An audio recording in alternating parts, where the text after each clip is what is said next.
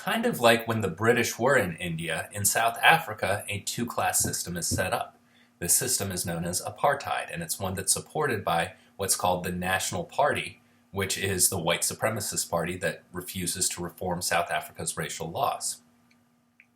Um, what this means is that with those Bantustans, with those past laws, with a whole variety of different cultural norms, Africans are really relegated to the status of second-class citizens. They aren't able to move freely. They aren't able to own property where they want. And as I mentioned early on, it's often the case that very charismatic, well-educated leaders are able to somehow galvanize support. In the case of South Africa, that comes in the personage of Nelson Mandela.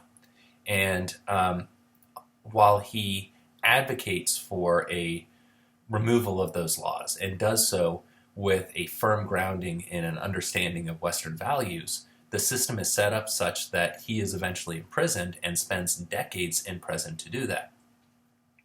Because there isn't any compromise by the National Party, what we see in the 1960s is because of violent repression and imprisonment of leaders, the African National Congress turns from kind of pacifist approaches towards assassination, towards guerrilla attacks staged from other countries in an attempt to change the political order.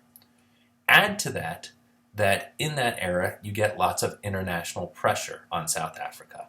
Things like boycotts and being banned from the Olympics that really cause the country itself and its leaders there to rethink their approach. By 1994, there are free elections that are held. Nelson Mandela is released from prison and wins the first all-races presidential election in 1994. Chew on that for a second. The first time that there is an election that everybody can participate in South Africa is 1994. Despite that, though, there's continued violence. Apartheid, the systematic oppression of blacks in South Africa, is dismantled, but that violence persists.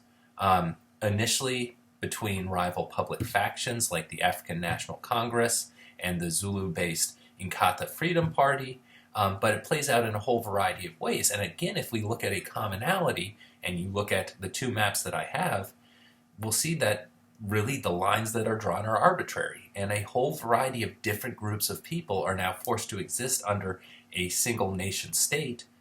Well, with the notion of nationalism, that doesn't necessarily mesh all that well.